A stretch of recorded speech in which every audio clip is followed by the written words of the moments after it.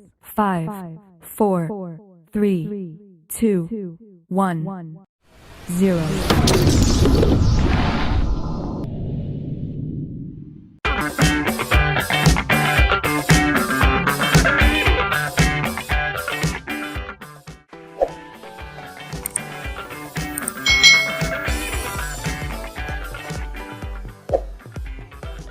Hai,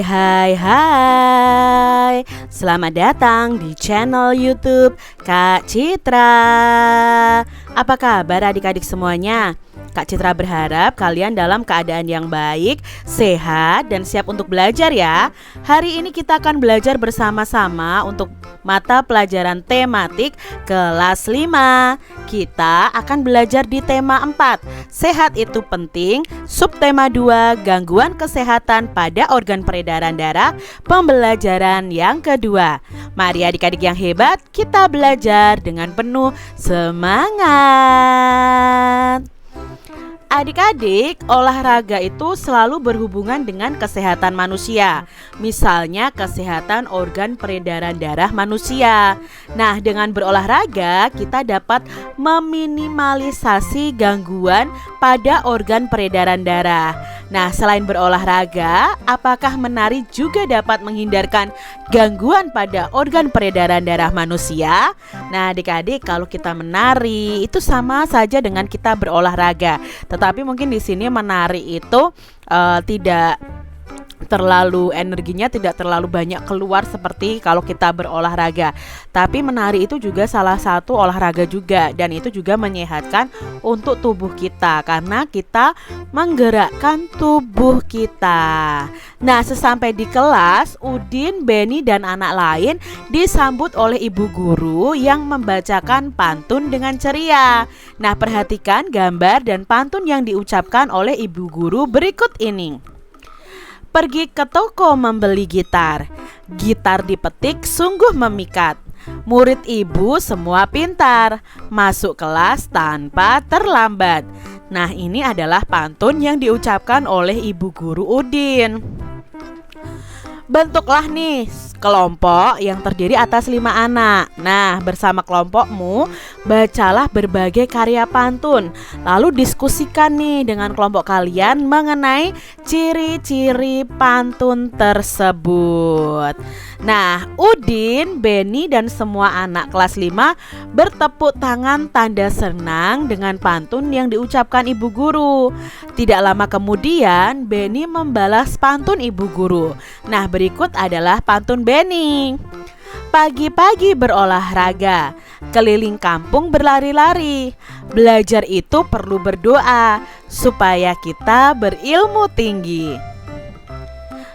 Apa yang dimaksud dengan pantun? Coba adik-adik tanyakan kepada orang yang mungkin lebih paham. Nah, di sini menurut Kak Citra, pantun adalah karya sastra lama yang berbentuk puisi. Pantun itu mengandung pesan. Nah, pesan atau amanat dalam pantun merupakan sesuatu yang ingin disampaikan oleh pembuat pantun tersebut. Nah, pesan tersebut dapat berupa nasihat atau ajaran. Syair merupakan puisi lama yang berasal dari Arab. Nah, syair ini biasanya juga mengandung pesan atau nasihat. Nah, ini ya perbedaan antara pantun dan syair. Adik-adik yang hebat, kalian tentu masih ingat ya tentang ciri-ciri pantun. Ciri-ciri pantun yang pertama itu bersaja A, B, A, B. Lalu setiap baitnya terdiri atas 4 baris. Setiap baris pantun terdiri atas 8 sampai 12 suku kata. Baris 1 dan 2 itu disebut sampiran, dan baris 3 dan 4 ini disebut dengan isi. Nah, ini ciri-ciri pantun yang sudah kita bahas juga di subtema 1. Adik-adik yang hebat, di subtema 1 kita telah mengenal alat peredaran darah manusia. Nah, untuk mengingat kembali mengenai organ-organ peredaran darah manusia, mari kita baca bacaan berikut ini. Bacaannya berjudul Organ Peredaran Darah Manusia. Organ peredaran darah manusia itu terdiri dari pembuluh darah, ya ini ya pembuluh darah, dan jantung. keduanya ini memiliki fungsi yang berbeda-beda. Namun membahas kedua organ pembuluh darah itu saja ya tidak lengkap tanpa membahas tentang darah. Nah, darah, pembuluh darah dan jantung merupakan suatu komponen yang berperan penting dalam kehidupan manusia. Yang pertama yang akan kita bahas adalah tentang darah. Nah, ini ya adik-adik ya, darah kita kalau diperbesar seperti ini gambarnya. Apa itu fungsi darah bagi kita? Nah, fungsi darah adalah sebagai berikut. 1. Sebagai alat pengangkut sari makanan dan O2 atau oksigen ke seluruh tubuh dan sisa-sisa metabolisme ke organ ekskresi ya. Yang kedua, fungsi darah adalah untuk menjaga agar temperatur tubuh kita tetap. Lalu yang ketiga, fungsi darah adalah mengedarkan air yang berfungsi untuk reaksi enzimatis atau untuk menjaga tekanan osmosis tubuh kita. Lalu mengedarkan getah bening, menghindarkan tubuh dari infeksi karena di sini nanti akan membentuk antibodi berupa sel darah putih dan sel darah pembeku. Lalu darah itu juga menjaga kestabilan tubuh manusia. Lalu mengatur keseimbangan asam basa atau hemoglobin pada manusia. Nah, ini adalah fungsi-fungsi darah. Berikutnya yang kita pelajari adalah tentang pembuluh darah. Nah, adik-adik perhatikan ya, warna merah dan biru ini adalah pembuluh darah kita. Pada peredaran darah manusia itu terdiri 3 pembuluh darah, yaitu pembuluh darah arteri, vena, dan kapiler. Nah, arteri ini berfungsi untuk mengalirkan darah keluar dari jantung. Sedangkan untuk pembuluh vena itu untuk mengalirkan darah menuju jantung. Dan pembuluh kapiler itu untuk menghubungkan ujung pembuluh nadi terkecil atau arteriola dan ujung pembuluh vena terkecil yaitu venula. Nah, pembuluh kapiler ini merupakan pembuluh darah yang sangat halus dan langsung berhubungan dengan sel-sel jaringan tubuh kita. Berikutnya ada jantung. Nah, adik-adik ya, jantung manusia itu terletak di rongga dada dan di atas diafragma. Nah, jantung ini terdiri atas beberapa bagian, yaitu perikardium atau pembungkus jantung, miokardium atau otot jantung, dan endokardium atau pembatas ruang jantung. Nah, pada jantung terdapat arteri umbilikus yang menghubungkan aliran darah pada fetus yang menyerap oksigen dan sari makanan. Sedangkan foramen ovale merupakan lubang jantung pada fetus. Ini tentang jantung ya. Jantung manusia itu terdiri atas 4 ruangan, yaitu 2 serambi atau 2 atrium dan 2 bilik atau ventricle.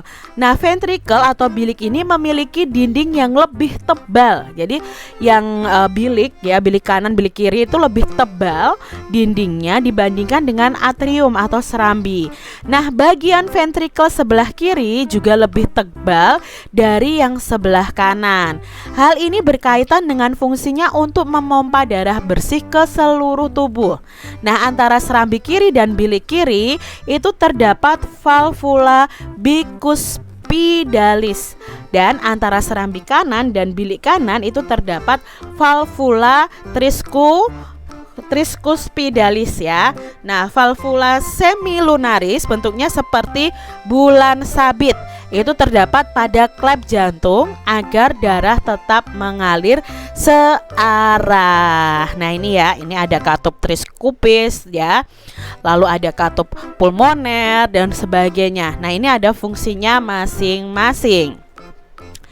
Adik-adik, setelah membaca bacaan di atas, tentu kita tahu bahwa organ peredaran darah itu sangat dibutuhkan oleh tubuh.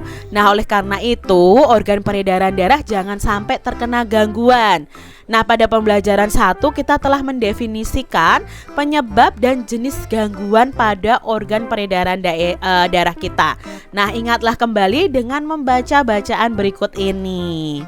Nah, gangguan pada organ peredaran darah manusia dapat terjadi karena non-keturunan dan keturunan. Jadi, gangguan organ darah pada manusia itu ada yang karena keturunan dan bukan karena keturunan. Nah, gangguan pada organ peredaran darah non keturunan itu dapat disebabkan karena pola hidup dan makanan yang tidak sehat. Misalnya nih, selalu mengonsumsi makanan yang berlemak tinggi dan makanan berkadar kolesterol tinggi. Nah, berikut ini ada beberapa contoh gangguan pada organ peredaran darah manusia yang non keturunan. Misalnya ada anemia, hipotensi, hipertensi, lalu ada jantung koroner, lalu ada leukemia. Ini adalah penyakit atau gangguan pada organ peredaran darah manusia non keturunan. Mari kita bahas masing-masing ya adik-adik ya. Yang pertama adalah anemia. Nah, gangguan ini disebabkan rendahnya kadar hemoglobin dalam darah.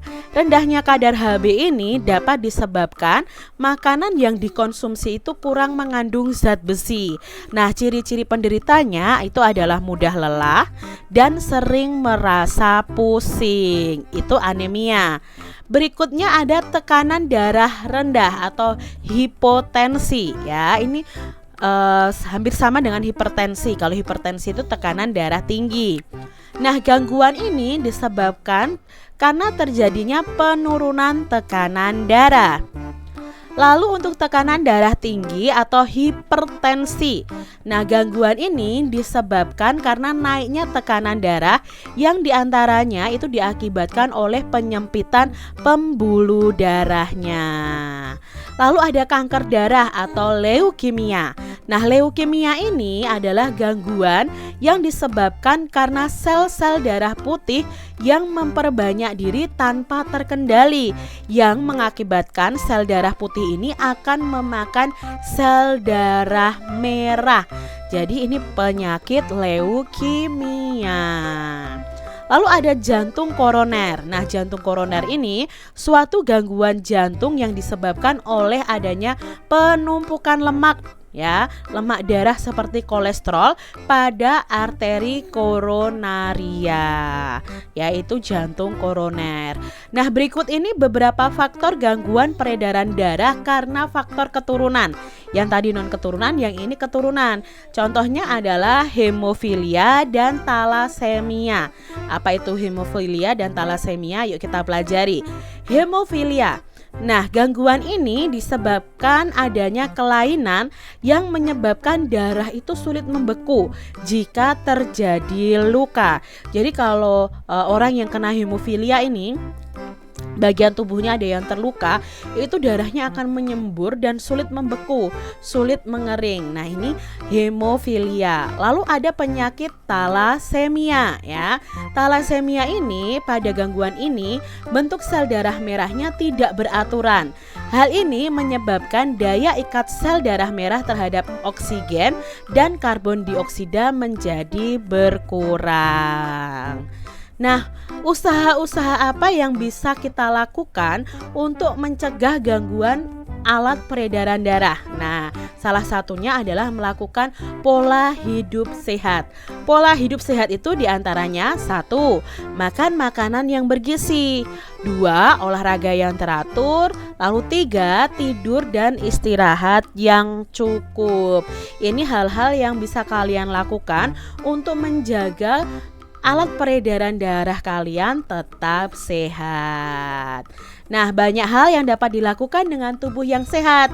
Tidak hanya mudah melakukan gerakan dalam kehidupan kita sehari-hari, tetapi gerak-gerak tari dengan properti pun akan mudah kita lakukan kalau kita sehat. Nah, berikut beberapa penari yang bergerak dengan menggunakan properti tari. Perhatikan gambar 1, gambar 2, dan gambar 3. Amatilah gambar 3 tarian di atas. Nah, kita akan bersama-sama menuliskan nama-nama properti yang dipakai pada gambar tarian tersebut. Gambar yang pertama, properti yang digunakan adalah kipas ya. Selain itu di sini juga memakai seragam penari, lalu memakai ikat kepala ya. Ini juga merupakan properti dalam menari. Berikutnya gambar yang kedua. Nah, properti yang digunakan apa ini? Properti yang digunakan adalah pedang ya, ada tongkat, ada tameng, ada seragam tari juga. Nah, ada ikat kepala juga. Ini juga merupakan properti. Gambar yang ketiga. Nah, gambar yang ketiga ini properti yang digunakan adalah busur dan anak panah. Lalu ada selendang, ada jamang ya. Kalau dalam tari itu pengikat kepala itu namanya jamang ya. Lalu di sini ada selendang, ada gelang ya, ada kalungnya juga. Nah, ini adalah properti-properti yang digunakan. Nah, setelah mengamati gambar di atas dan menyebutkan nama properti yang digunakan pada gambar tarian, dapatkah adik-adik menyimpulkan apa yang dimaksud dengan properti tari? Nah, properti tari itu adalah segala kelengkapan dan peralatan yang digunakan untuk melakukan gerak tari dalam penampilan atau peragaan karya tari. Nah, properti itu dapat berupa kain, kayu, besi, plastik, tembaga, atau kulit. Properti ada juga yang merupakan bagian dari busana dan aksesorisnya, seperti selendang, panah, dan keris. Itu pengertian dari properti. Nah, coba adik-adik bersama dengan teman-teman kalian peragakan gerak tari yang menggunakan properti. Kalian bisa mencari videonya di YouTube ya, mencari misalnya contohnya tari panah, tari perang, itu menggunakan properti. Semua tari itu pasti menggunakan properti adik-adik ya. Kalian pelajari bersama teman-teman kalian. Nah, demikian tadi adik-adik pembahasan kita di tema 4, subtema 2 pembelajaran yang kedua. Semoga video pembelajaran ini bermanfaat ya untuk adik-adik semuanya. Dan sampai jumpa lagi di video pembelajaran Kak Citra selanjutnya. Tuhan memberkati. Jangan lupa tekan tombol subscribe, lalu tekan loncengnya, tekan juga tombol like, lalu share ke media sosial kalian. Jangan lupa untuk ikuti media sosial Kak Citra. Terima kasih.